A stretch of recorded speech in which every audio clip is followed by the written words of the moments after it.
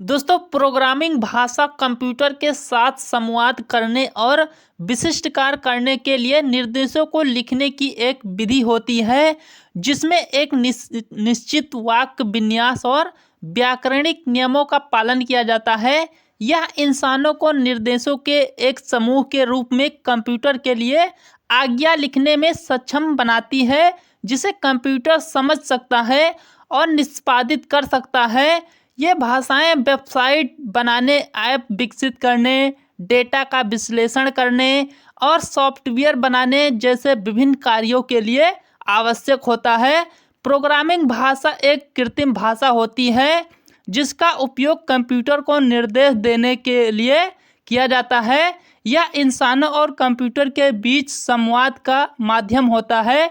जिस तरह हम एक दूसरे से बात करने के लिए हिंदी या अंग्रेजी जैसी भाषाओं का इस्तेमाल करते हैं, उसी तरह प्रोग्रामर कंप्यूटर को निर्देश देने के लिए प्रोग्रामिंग भाषाओं का इस्तेमाल करते हैं ताकि वह कोई खास काम कर सके। कंप्यूटर सीधे हमारी भाषा नहीं समझते।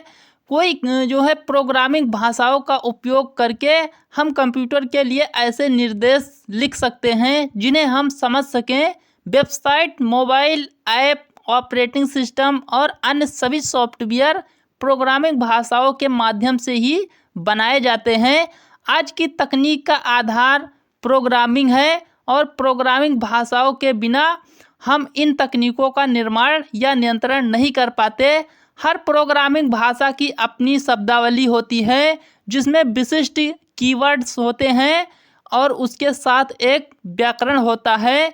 एक प्रोग्रामर इन कीवर्ड और व्याकरण का उपयोग करके निर्देशों का एक समूह लिखता है जो एक संरचित कोड के रूप में होता है। इस कोड को फिर एक सॉफ्टवेयर, कंपाइलर या इंटरप्रेटर द्वारा मशीन कोड में बदला जाता है जिसे कंप्यूटर समझकर उस कार्य को पूरा करता है। कुछ लोकप्रिय प्रोग्रामिंग भाषाओं के उदाहरण आप स्क्रीन की मदद से देख सकते हैं। अब जानते हैं प्रोग्रामिंग भाषाओं के प्रकार। प्रोग्रामिंग भाषाओं को मुख्य रूप से 3 श्रेणियों में बांटा जाता है। सबसे पहले है निम्न स्तरीय भाषाएं। ये भाषाएं सीधे मशीन के कोड के करीब होती हैं और कंप्यूटर के लिए समझना आसान हो जाता है, लेकिन इंसानों के लिए मुश्किल। मशीन भाषा यह 0 और 1 के बाइनरी कोड में लिखी जाती है जिसे कंप्यूटर सीधे समझता है। असेंबली भाषा यह मशीन भाषा की तुलना में थोड़ी आसान होती है, लेकिन इसे भी कंप्यूटर समझने से पहले मशीन कोड में बदलना पड़ता है। उसके बाद उच्च स्तरीय भाषाएं। ये भाषाएं इंसानों की भाषा के ज़्यादा करीब होती हैं, जिससे इन्हें पढ़ना और लिखना आसान होता है। उसके बाद मध्य स्तरीय भाषाएं। ये निम्न स्तरीय और उच्च स्तरीय भाषाओं के बीच का संतुलन बनाती हैं, जैसे कि सी भाषा। प्रोग्रामिंग भाषा के कुछ उदाहरण जैसे कि पाइथन सीखने में आसान, इसका उपयोग वेब डेवलपमेंट, डेटा साइंस और आर्टिफिशियल इंटेलिजेंस में होता है। उसके बाद जावा, यह मोबाइल ऐप खासकर एंड्रॉयड और एंटरप्राइज लेवल सॉफ्टवेयर बनाने के लिए लोकप्रिय है। उसके बाद C++, यह एक गेम डेवलपमेंट ऑपरेटिंग सिस्टम और वेब ब्राउज़र बनाने के लिए एक शक्तिशाली और तेज भाषा होती है।